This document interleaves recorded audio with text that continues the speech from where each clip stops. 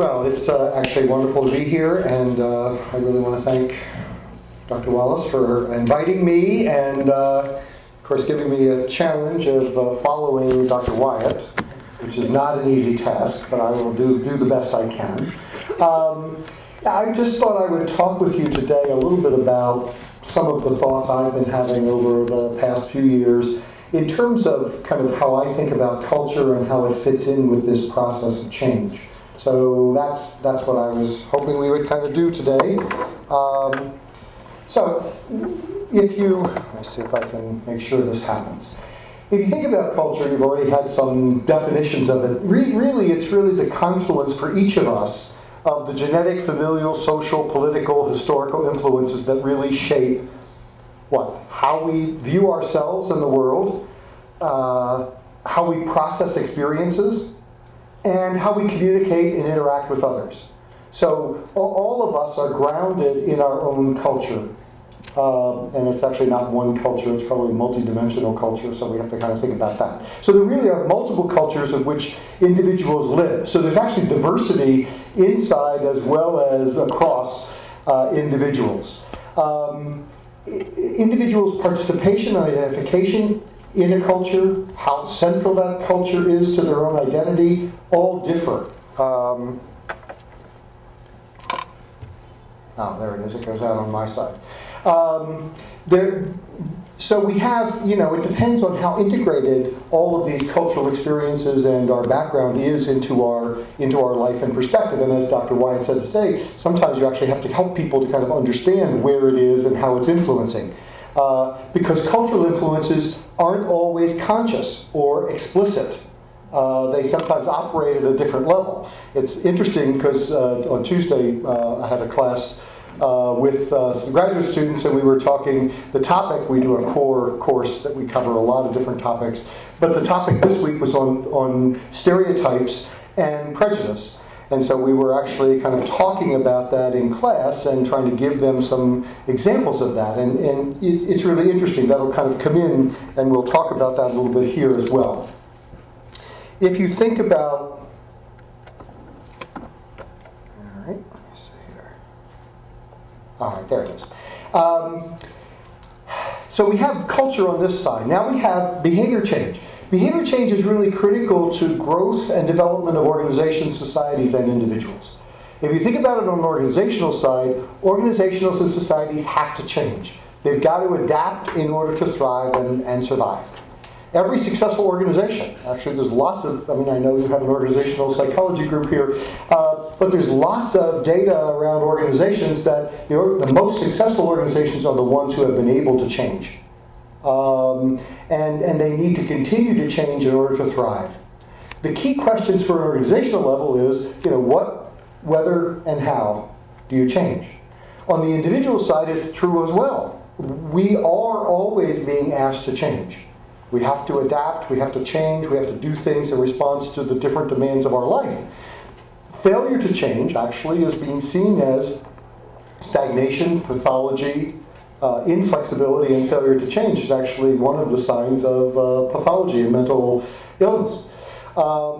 So the questions again are, what do we change, whether we change, and how we change? And those are the key questions. So both organizations and individuals have to do that. Now, if you think about change takes different shapes. Because basically, all of these different kinds of problem areas all have one thing in common. They all require some kind of behavior change. But it's different. Some, we want to initiate some new behaviors. Sometimes we want to modify behaviors, like diet. We don't want to start it or stop it. We have to just modify it. And then sometimes we want to help people to stop problematic behaviors. So those, as I think about it, are three different shapes of change. But the same process seems to underlie them, and that's why I think the model gets used in health promotion and health education, as well as in addiction treatment and other kinds of treatments. So it works, it seems, but you have to be careful because you have to understand that the shape of the change is different. So you need to understand what shape are you trying to get? Are you trying to get an initiation and then sustaining something? Are you trying to get a continual modification? Or are you trying to get somebody to stop a behavior? And that has implications for that. Okay. And we have, I mean, the problem is there's not a dearth of things we need to change. We have lists of behaviors that need to change in health that are started, stopped, and modified. That we have obesity prevention, diabetes prevention and control, cancer and chronic lung disease. There's not one of us in this room who doesn't have multiple behaviors that we need to be thinking about and trying to change. HIV, we've got, you know, even in hospital and organizational safety. Okay. Many of us are like this individual in the cartoon. That basically, you know, we're being told by people that we have multiple behaviors to change. So we've got all those behaviors to change, and typically people will agree with us as the health professionals, and they'll say, yes, we'll do it, but oftentimes they want to change the doctor, change the situation, rather than change the behavior, because it's easier. So if you think about motivation and readiness for change, it's really a critical part of all kinds of behavior changes. So what we're talking about now is we are talking about motivation and this process of change. It's an important predictor of modification of the substance abuse problems. It's also important in terms of the exercise diet, and we've seen that in a variety of these. It's also a predictor of medication compliance. So it's part of an intentional process that involves a lot of different elements, and that's where I think we have to kind of focus our cultural issues around what are these elements of this process. So goal setting, decision making, self-regulation, all of those are really important aspects of this process of change. We like to think people are not motivated, but actually that's not true. I mean, people are motivated, they're just not motivated to do what we want them to do. They're not motivated to stop what we want them to stop, and they're not motivated to do what we think they should be doing.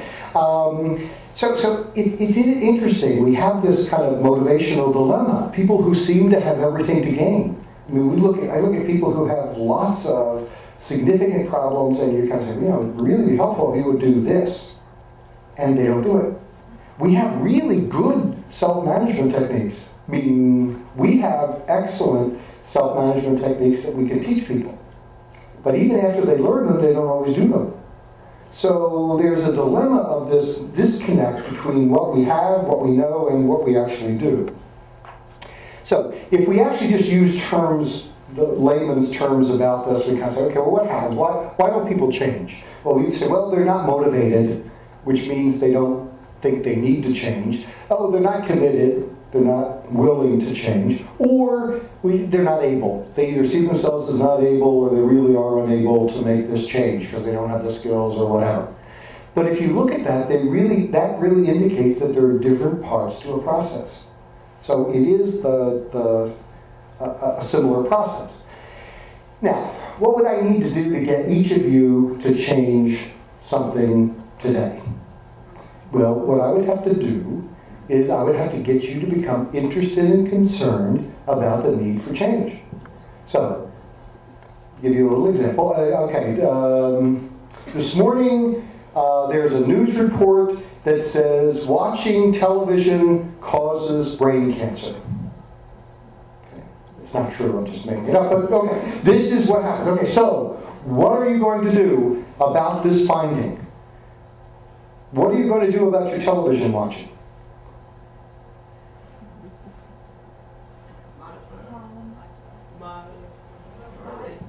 You're going to what? Ideally, you want to stop. Ideally, you want to stop. Yeah, that would be the bottom line. Yeah, somebody wants to find out if it's really true, so we're not sure about this, and we got to figure out this finding because we're not sure about that, you know, the sugar stuff, the weight stuff. We're not sure about all of those things. What else would some people do? Ignore it because it helps them cope with stress. Right. I like my television, forget it. I don't care what they say. Watch less. Watch less, I could modify it somewhat. What else? Usually there's somebody in the crowd says, They won't think that it can happen to them. It can't happen to me, so it's not going to be there. I mean, there's some people that I've asked sometimes when I do this, they go, I don't watch any television anyway, so it really doesn't matter to me. I'm already in maintenance. So I don't have to do anything about this. So people will not do anything about it, but if I wanted you to do something, I'd have to really sell you. And I really have to sell this gentleman right there, because he'd really want to know about the science about it and how many studies. And you know, we started in 1964 to say cancer and cigarettes were connected. I don't think, I mean, it wasn't until the 1990s actually that we actually kind of people said, you know, cancer and cigarettes are really related. So, I mean, a couple of years here and there, but you have to convince people to do it. Then you have to convince them that the change is going to be in your best interest. And it's not going to cost you more than it's going to benefit you. Right? Then I have to organize some kind of plan of action. Well, what are you going to do to not watch television? I mean, you got to sit home and just watch I'm not going to turn it on. I'm just going to sit there and watch the empty screen. Are you going to get rid of the televisions? What's the plan to do this? And then you got to get committed to doing and implementing the plan. Because, you know, house is on. I mean, there's another show that's on. I mean, American Idol is coming on. I mean, you don't mean that I have to not watch that. How about I just put a screen in front of me and then I can stop the rays or something? Isn't there so there'll be a whole new group of entrepreneurs out there building shielding screens for TV that will stop you from getting brain cancer. Okay? So people will do that, but you have to get committed, though. If you're only committed, you're not going to do it. And then you have to do it. You have to actually take the action here in action. Don't turn it on.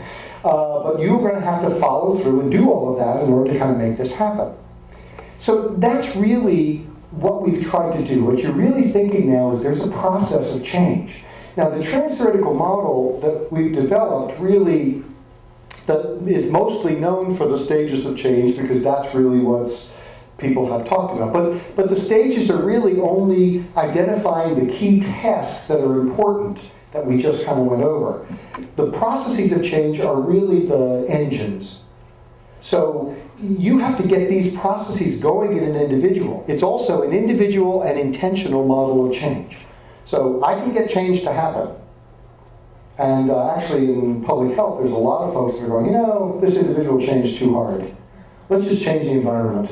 Okay? Let's not let them get any of those trans fats. Okay? If I can keep the trans fats out of the whole dietary system, then I don't have to get these people to not eat trans fats.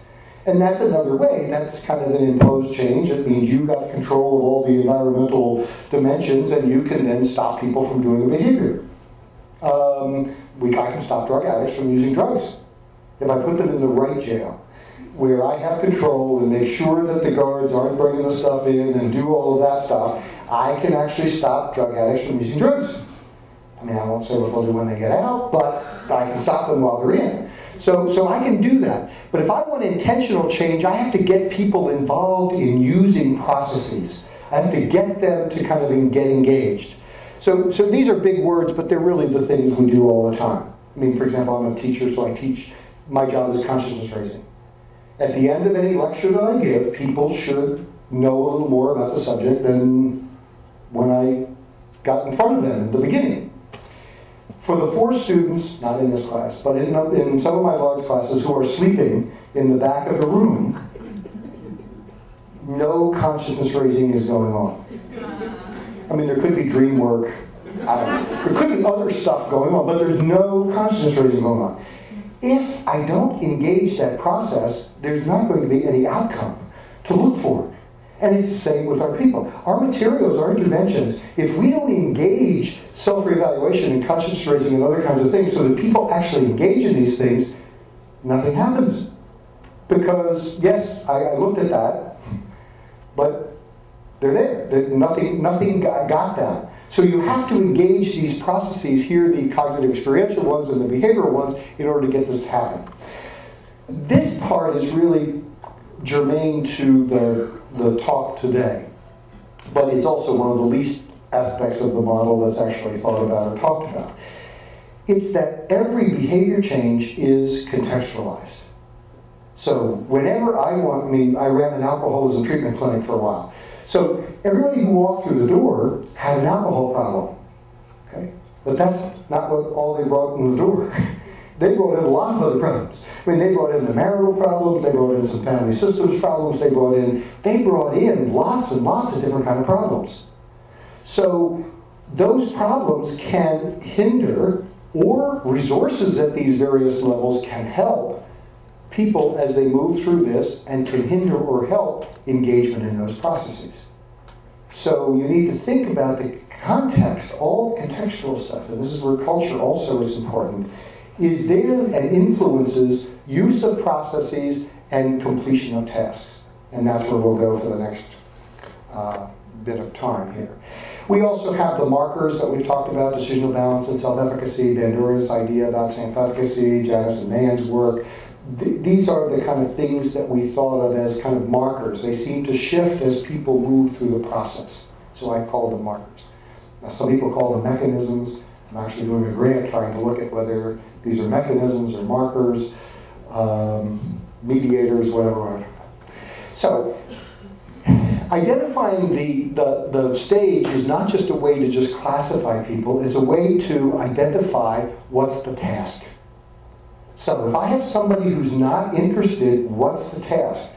If that person's going to change this behavior, they've got to become interested and concerned. So I need to kind of try to foster that. I need to stimulate that. I need to kind of move that process along if I'm an interventionist and trying to help them.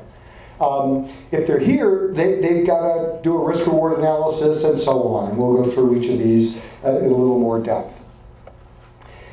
So if you think about it, actually, you can track the kind of lay perspective with the stages of change. I mean, here people are motivated. We're really talking about contemplation, decision-making, getting interested. Here we're really talking about decision-making and commitment especially. Here we're talking about people being able to actually perform the actions that are there. And we talked a little bit about this at lunch. The process really is as relevant for organizations as it is for individuals. And there's a group in Ohio at Case Western who've actually written a manual for thinking about how to integrate dual diagnosis treatment into mental health clinics. And they actually try to stage the clinic. Where's your clinic? Is it in pre-contemplation? Contemplation has signs of where they would be, and then it has interventions that you could try and do to kind of move that group along. Okay? I mean, the problem with organizations are it's a little more complex. You have different players. You know, is it enough that the CEO of the organization is in action? Not really.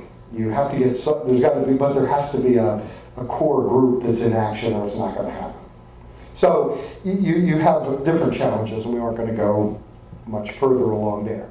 So if you think about this, now we have this process where people move through these stages. There are these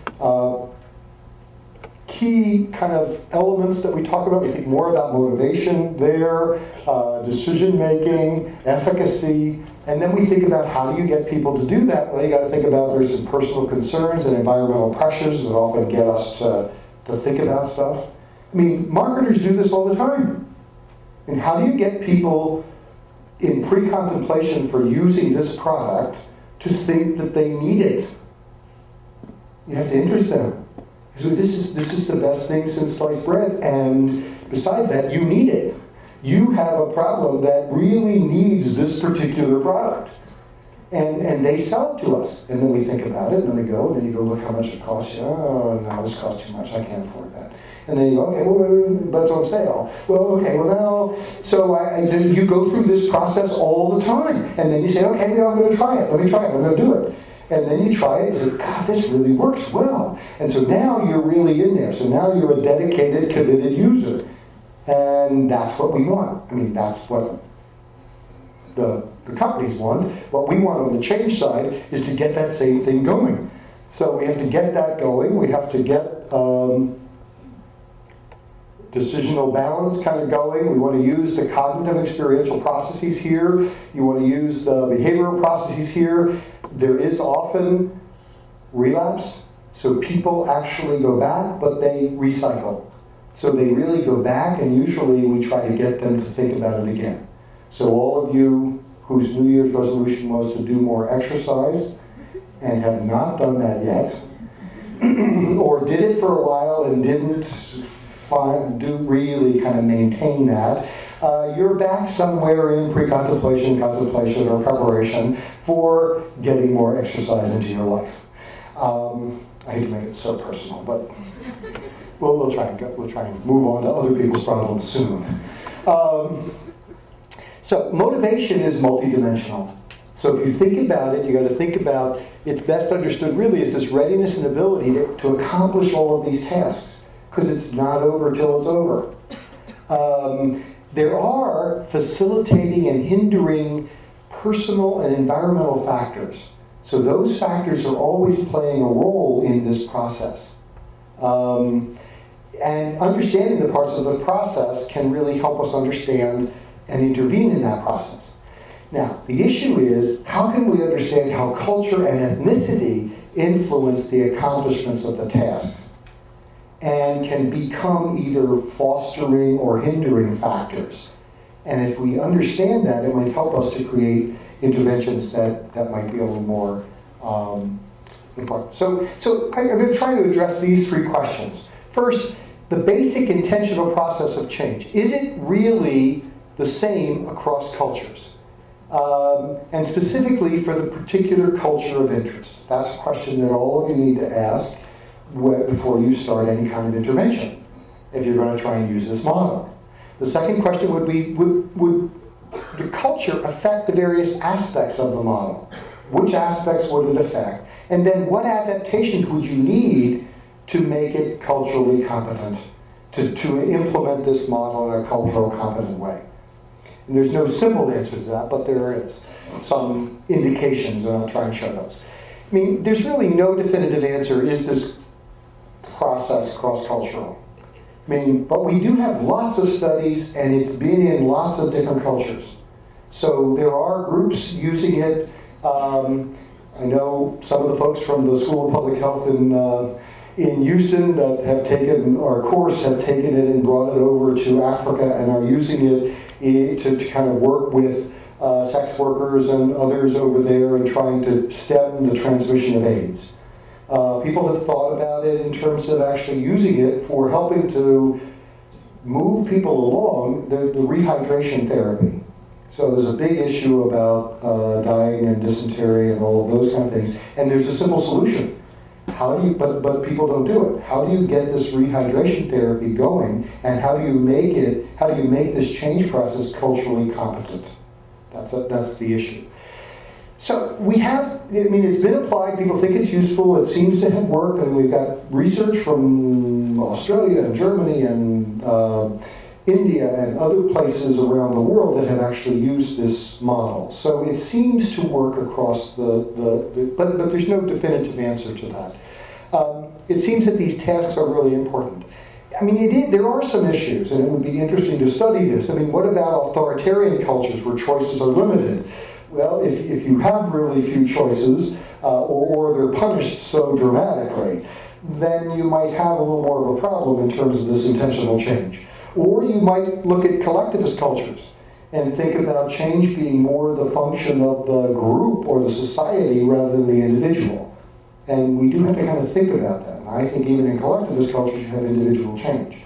But there may be a different play on that as you go through. So we do have to think about that. So there's, again, no definitive answer to that one.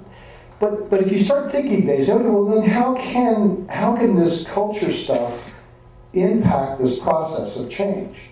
Well, if you really think about it, there's a lot of issues around goals, values, beliefs, meaning. So that's really one of the issues. There's implicit or explicit attitudes that people have. Dr. Wyatt actually kind of talked about a number of those attitudes this morning in her talk. That indicated, well, wait a minute, there's some of those are implicit and some of those are explicit that she talked about that are barriers to safe sex or barriers to enjoying sexual encounters. So we need to think about that. There are personal or group identity issues that we need to think about. If somebody thinks about themselves as part of this group, how would this process, how could you access some of the tasks and help them to do some of the tasks? There are communication styles.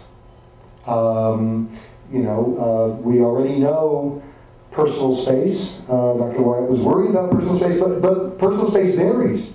It's very different in different cultures. So we know that, but there's also differences in communication styles. How do you address people, and who should be talking, and how much should you be talking versus somebody else talking?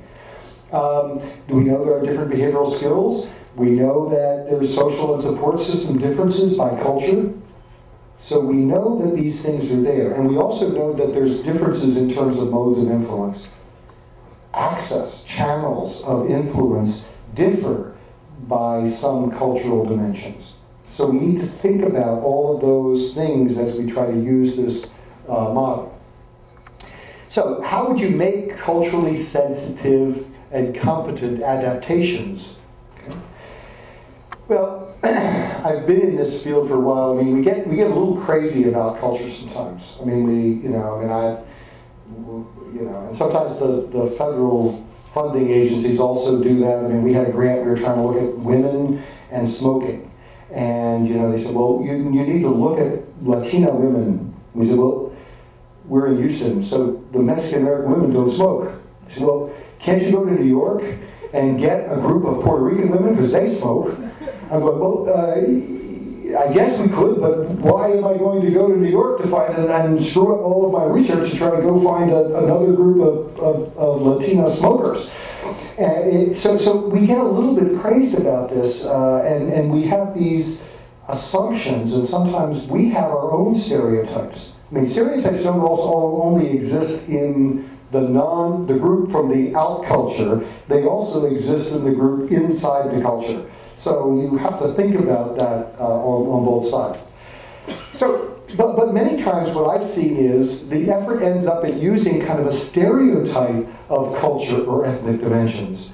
And then we're kind of applying it to our intervention, and we're thinking we're very, very pleased because we're really culturally sensitive and good. At worst, some of what I've seen is it's the same text, they just put a different picture in it. So if I'm going to go to an African-American population, I put a picture of an African-American in. If I'm going to go to a Latino population, I put a picture of a Latino in. And so that's culturally sensitive. I'm not suggesting that it is, no. And oftentimes it's based on ethnographic analysis with input from the target population. We do some focus groups, and that's really at its best, I think, we're doing. But normally what we are testing are our interventions. We're testing our materials. That's what I see people going out in the field and testing. Well, do you like this picture better? You like this? If I said it this way, if I said it this way, would you like this better? Which is good. We should be testing our interventions and our materials, but I don't know that that's really the way to think about cultural competence. I'd much rather have us thinking about focusing on cultural considerations and how they influence the client, so that we're accessing the cultural considerations that are critical for the change process. So we're looking at that, so we can get some practical consumer-based approach. And I've been actually doing a little more work in terms of consumer. We have a group that's been meeting, funded by Robert Wood Johnson, that's called Consumer Demand, Increasing Consumer Demand for Tobacco Cessation. So treating smokers as consumers rather than pariah. So it's an interesting thing. We actually brought ad people in, and they talked to us and we said, well, can you help us kind of think differently about what we're doing? I mean, we have all of these products and services, but people aren't using them, and they're not using the nicotine replacement stuff, and we know that works pretty well if you get in a controlled study. And so we're trying to get these people to do these things. So we brought in a consultant from IDEO. IDEO is a transformation marketing firm, one of the top 10 firms in the country. And they've done Starbucks stuff, and they've done, if everybody use a fat toothbrush, those big tubes that don't fit in your little holders anymore. They created those because they found people brush longer if they have a bigger handle. Okay? So, and so we said, well, come in, can you help us with the tobacco stuff and try to help us understand what we're doing wrong, or how we can influence this group? So all he did, the first meeting, he kind of showed us a bunch of slides, but he also then went down to Rite Aid and took a picture. And he went in and he took a picture of where the tobacco products were and where the nicotine replacement products were. And he said, that's your problem. The tobacco products were all up front, clearly visible as soon as you check out. The nicotine replacement products, which we think are really good products that they could get, are locked in the back, in there, mixed in with all kinds of stuff that have no empirical support. And you have to buy them, you have to get $80 to buy the pack. He said, this is a marketing nightmare. No one would do this to try and help these people. So we have to try and change it and think about it. So we've been actually working to try and think about how could you change this and get a consumer perspective. Well, cultural competence, I think, is really the ultimate consumer perspective. Thinking about the individual and where they come from and what their context is.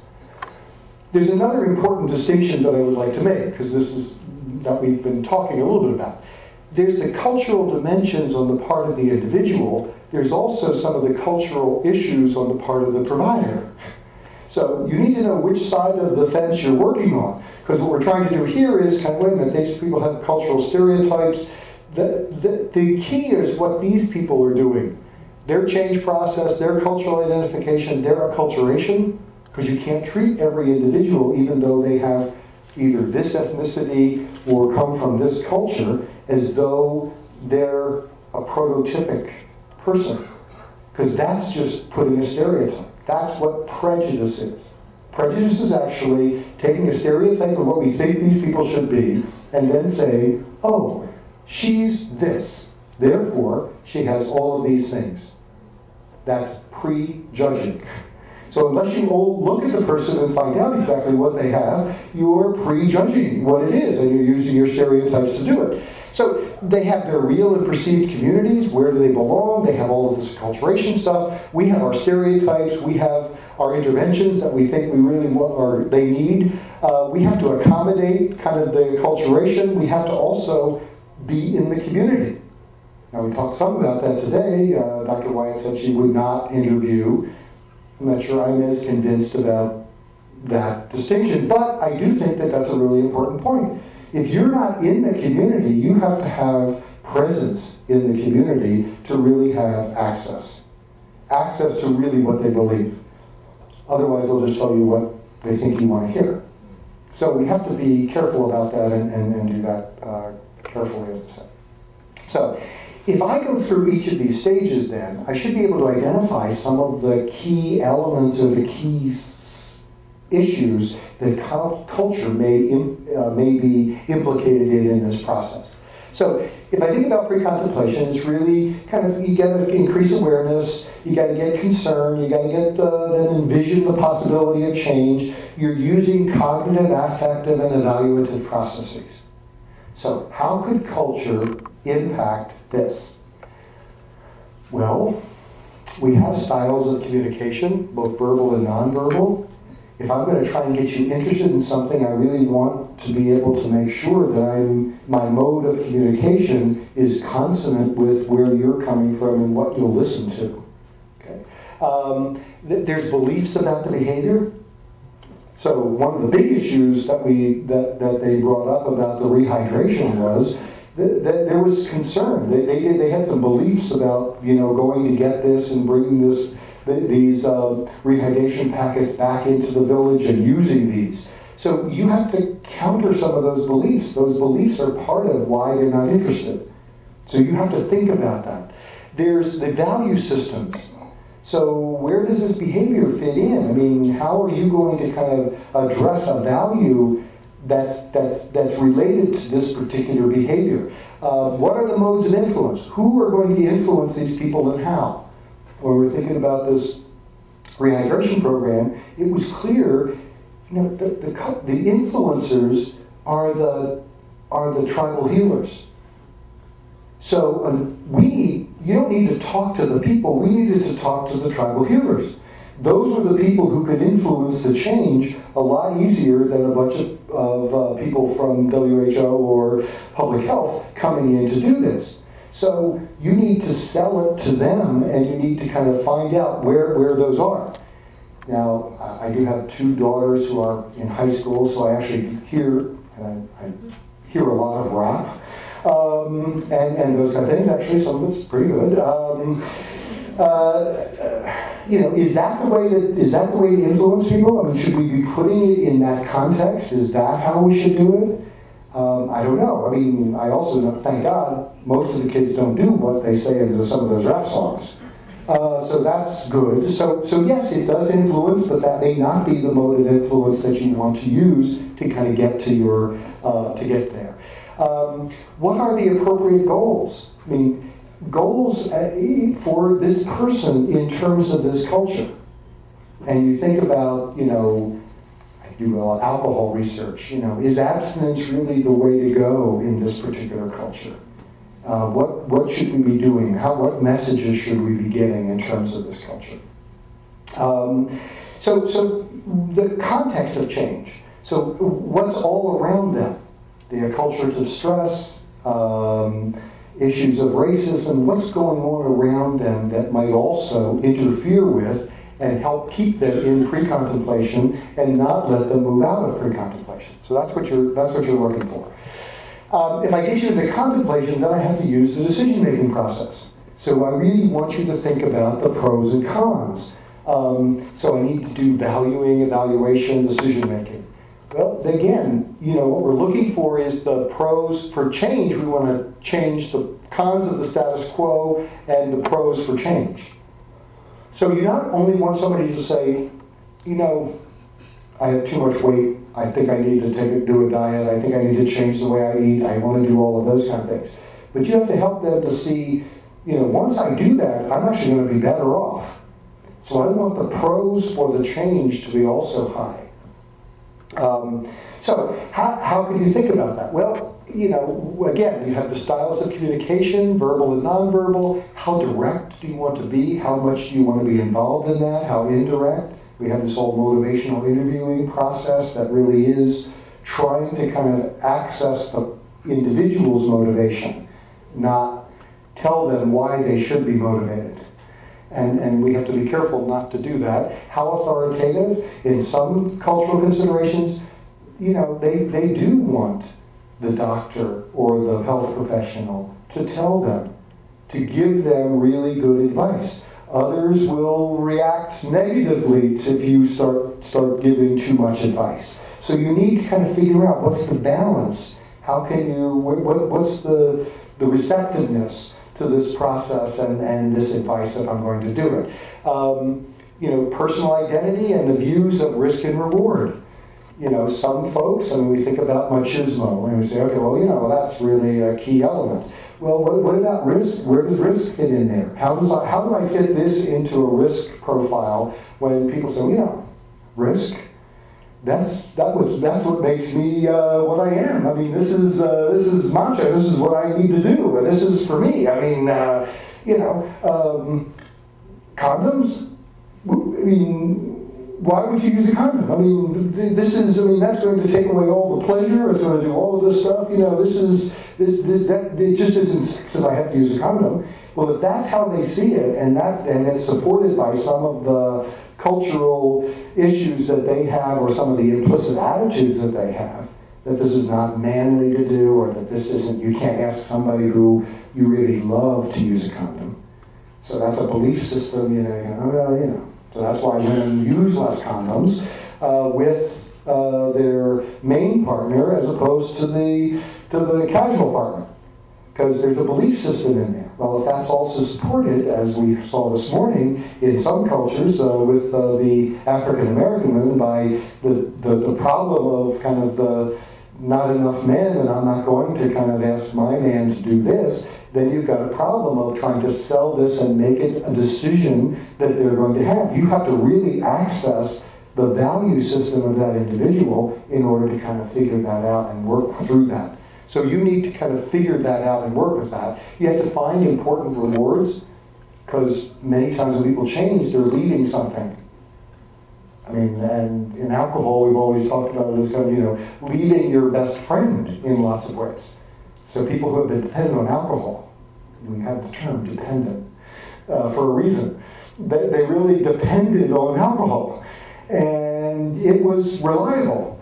It gave them what they needed. I mean, you may have to increase the dose, but it gave them what they were looking for. So they have to kind of get rid of that and put something else in its place. You also have, I mean, culturally unique pros and cons. Okay? And obviously, you can think about those as we go along. There's also the context of change complications. I mean, acculturative stress actually creates more problems for individuals. It really interrupts, stress actually interrupts the contemplation decision-making process. So most of us who are thinking about stuff, once we get under stress, we go, let me put that on hold. I can't do that right now, I have to do something else. So if there's a particular large amount of stress, you have that complication as well. Okay, let's move into preparation. Preparation, commitment, and a change plan. So, how would culture impact commitment and a change plan? Well, you have all of the self-liberation, support, behavioral process activity. There are good plans and there are bad plans. This is a cardiologist's office at the top of a steep flight of stairs. It's a good example of a bad plan. Okay? This is no way to design a cardiologist's office. But it's interesting, people have lots of different plans that aren't really that good. So we have to think about it. And I say we need to make plans, change plans, and I'll get to that, the difference between a change plan and a treatment plan in a minute. But change plans that are acceptable, accessible, and effective. Okay? All three of those are very important. So you have to have the plan, it's got to have all three elements of that. And culture interacts with that in a dramatic way. Because again, you have all of the advice and choice, but you have expectations about help and programs. I mean, what is the cultural view of accessing help? We know in mental health, there's a stigma. And so people do not go to mental health providers because that's not something we do. We handle our problems in familia. Okay? In the family. We don't bring them, we don't shop our stuff outside. So if that's true, we have to work again. I mean, you have to think about that as you're trying to talk to this individual or this group of individuals about seeking help and what kind of help's going to be acceptable to them. What are the options that you're going to actually have that these people will find accessible and acceptable?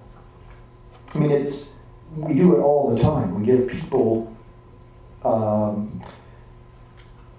things to do that they don't do. I mean, a couple of years ago, my doctor actually kind of said, you need to lose weight. So, yeah, okay. I'm thinking about it. Sometimes if you're a good contemplator, people will let you off the hook.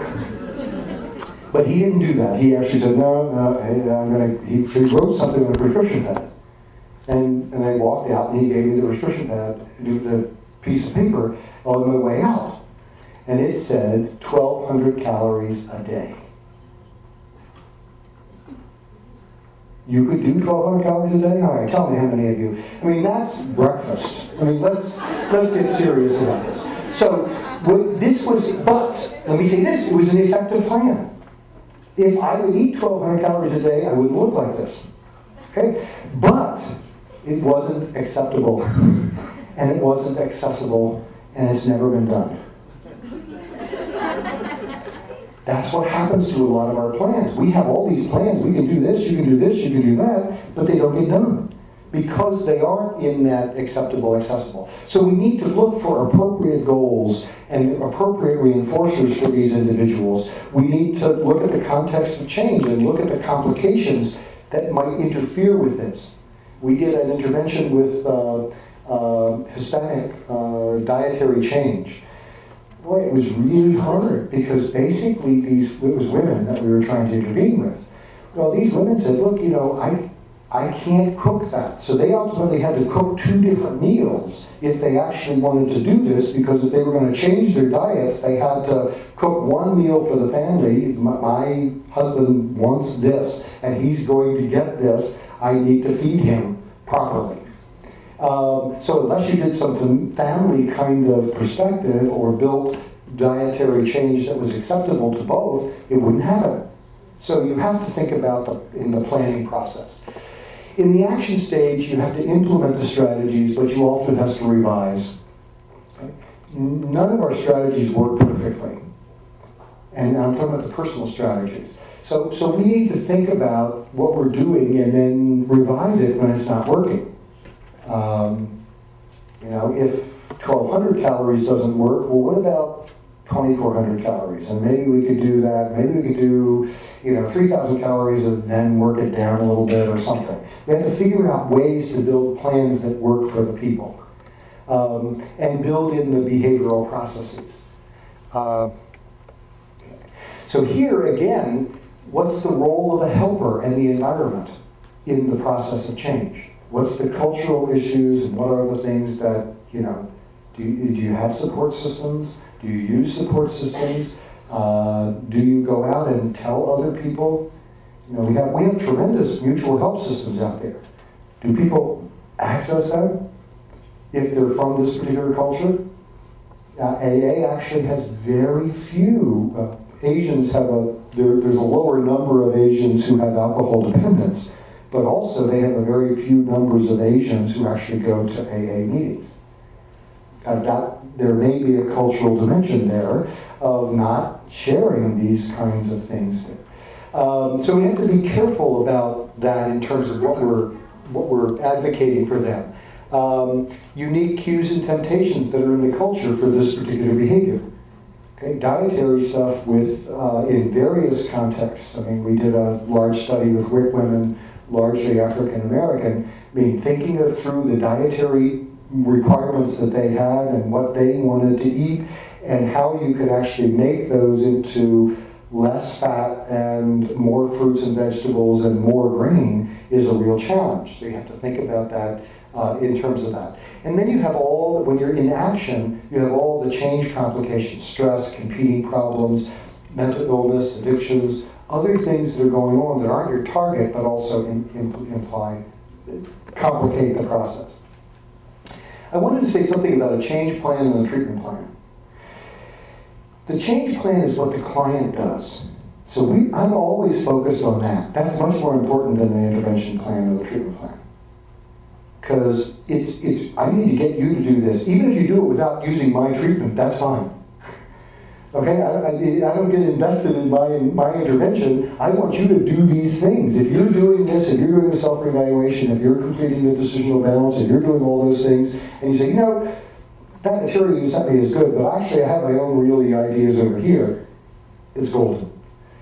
So you need to understand that what they do is not always what you want them to do, but as long as they're in the process of doing that, that's what you really want. Okay, I'm going to quickly run through the last couple of things here, if I can. Okay.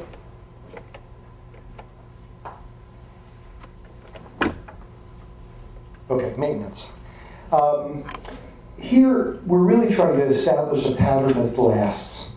So this is all about sustaining change, establishing change, making change, the changed behavior, the new norm, all of those kind of things are what we're talking about here. Again, how would culture, what about access to mutual support? What about cultural situations that can really trigger relapse? What are those? What about the context of change complications that are there and that interfere? So for action and maintenance, there are some of the same kinds of considerations that you have. Now, relapse happens, and this is about addictions, but everybody says, oh, relapse is a problem of addictions. That's not true. This is 1 year, total abstinence, 1 year later, about 20 to 30% are totally abstinent of a group that actually quit over here at time 0. So, is that good or bad? The new phrase is, it is what it is. I don't know what that means, but it is what it is. The issue is, this isn't a prototypic thing only for addictions. What's the percentage of diabetics who 1 year after they have been diagnosed are monitoring their glucose, doing the diet, and taking whatever medication they were supposed to take. It's not any more than 20%, 20, 25%. Heart attack people, they're going to do it, right? They had a heart attack, wake up call, blah, blah, blah, blah, blah. We did one smoking study that Judy O'Keefe did, 40% 1 year abstinence for smoking. Now, if you actually tell them, are you doing the exercise and taking the medications and all the other kind of stuff, much less. So relapse isn't a problem of behavior change. It isn't a problem of poverty either. It's a problem, I mean, poverty complicates it, but it's a problem of behavior change. It's difficult for all of us to make these behavior changes. And the issue, though, is this process isn't linear, so there's regression, there's slips. Slips are important to learn about why the thing isn't working, and then there's relapse, and then there's recycling. So how would cultural issues kind of impact that? Well, we'd have to kind of figure out, well, you know, what's the cultural views about failure? Each culture has that. You know, are there models of people who kind of are successes after they had failed? What can we access in terms of that? What about stigma? Is failure and stigma, I mean, in that particular culture, really critical? What about this? If you understand that what went wrong is really, you know, we Latinos we're not very successful at this. We blacks can't do this. It must be that. If there's a cultural attribution that supports the relapse, you'll get much less recycling. So you have to counter some of those cultural beliefs that may interfere with the process of recycling. Okay. So, if you think about what are the challenges then, if we're thinking about prevention, and this is usually trying to stop a bad behavior from getting started, or getting people to do screening and other kinds of things, we have to understand the modes of influence and transmission. We have to understand translating and disconnecting or discovering the risk and protective factors for that culture. I mean, if you're going to try and sell colonoscopies, okay, which is what we try and do in transition. Okay, I'm going to try and sell this colonoscopy to you. You're going to have to kind of understand what does that mean, and what about, you know, for some people, I mean, that's really an invasion of privacy and nth degree, and what does this really mean for this individual who's you're asking to do this? So we got to provide credible role models. We have to understand kind of the social system in terms of that, and understand how the target behavior fits in with the culture. So if we don't really understand what we're asking them to do and how can that fit into the culture, it's going to be a harder sell. In terms of treatment, we have to figure out what are relevant treatment strategies, engagement strategies.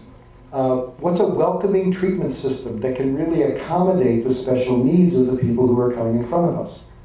Okay? I mean, sometimes it's really not about culture in a lot of our treatment systems for addictions. Everybody gets treated equally bad. Okay? I mean, it's not really about that. I mean, people just, you know, we had the Baltimore, our head of the Department of Health actually dressed down one day, pretended he was an addict, and went to one of the treatment clinics. Okay? And the next day in the paper, he wrote up about it. It was a terrible experience, he said. He said the only help he really got was from the other addicts. He said everybody else was kind of surly, the guard was surly, the people at the front desk were surly, everybody was surly. I mean, you know, now maybe they're more surly if you're a black addict or if you're a Hispanic addict, but everybody was getting treated very much the same way, poorly. And we need welcoming treatment systems that are able to kind of engage all of those people.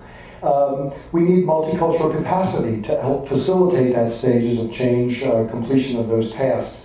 And interventions that can really assess attitudes, values, coping strategies, and support systems of the individual or of the group. If you're going to do it in a subculture, then you really have to understand that subculture. And the community connections and the support systems are really critical. If you think about research, we've got all of these things. You need a sophisticated evaluation of cultural differences.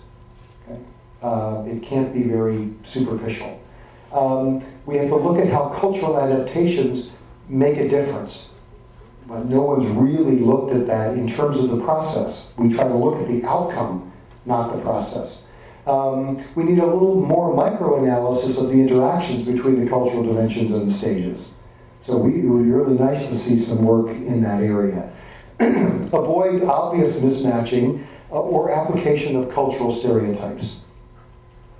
And then seek strategies that maximize competent and complete stage considerations and completion of their tasks. Okay. Change, from my perspective, is a personal journey. So it does mean that each individual has got to follow and do that journey. So it requires a lot of effort, focus, and commitment. Culturally competent change strategies should help engender energy and commitment. So if you really are tying it into the person's belief system and their stuff, you should be getting more bang for your buck. It should make the change process easier for the individual. It should also, help with personalization, understanding the needs and goals of change, realizing that change occurs in the context of that entire person's life. All change is contextualized. And that's important, and culture is part of that context. So, a couple of last thoughts, and then I'll get some questions. It's not easy to include cultural considerations. Okay? It's not an easy thing to do. I think we've trivialized it in some ways by putting books out that people say, okay, well, just read this book and now you know how to do that. That's not true. Each individual is a complex cultural maelstrom, if you want to kind of talk about it that way. It may require us to change how we do healthcare. So I think we have to think about that as well. It's not, we have to change what we do and how we do it to really be culturally competent. However, adding a cultural and ethnic sophisticated perspective can, I think, really, and I think we've seen it, increase personal and program effectiveness. So they increase the effectiveness of the individual, increase the effectiveness of the program. That is, if each of us has to be ready, willing, and able to do it. Thank you.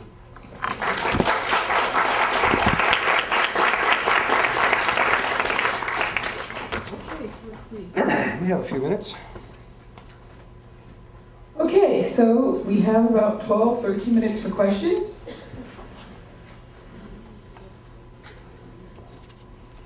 Okay, so I'll call on people. Mr. Barrett.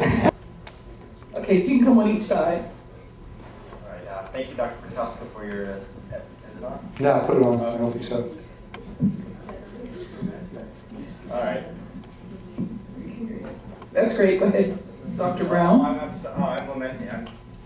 I got you. I understand. Not a problem. They are connected for life. I know. I'm sorry. I was as a professor, and I teach stages of change and things to my students, and a lot of their books include an area of termination in the whole model of stages of stage theories and stages of change. Specifically, I was just wondering what your perspective on this whole idea of termination. I tell my students I don't agree with it, but I don't know what your perspective is and what the other people in this field really feel about that whole area. Good question. Termination is, from my perspective, it isn't a stage, it is a state. Just like relapse isn't a stage, it is an event. It's a state that when you have a well-maintained behavior, you don't have to do anything to continue to maintain it. So that's what I think we mean or have been talking about in terms of termination. So for example, I smoked for about 15 years and I've been quit for about 20. I don't do anything to maintain the change. I could start quicker than any of you who have never smoked. But for me, the distinction of the termination is it would now be a reinitiation rather than a relapse. I mean, I think now I'd have to kind of get thinking about it again. I'd have to move through the stages again and really kind of go that. But I could do it quicker than any of you who have never smoked because I know it. I know how to hold the cigarette. I know how my brain has a connection with nicotine. I have all the things that are set. So I can move through the process of initiation. But it would be a reinitiation now, not a relapse. And that's why I think it's an important distinction. Now, The AA folks would argue once an alcoholic, always an alcoholic, and so you're never in maintenance, you're always one drink away. That's possible, and I have seen some people. There are some people who are always in perpetual maintenance, but I think there are also people who actually have terminated and are there, and just it's part of their identity not to do this behavior or to do this behavior.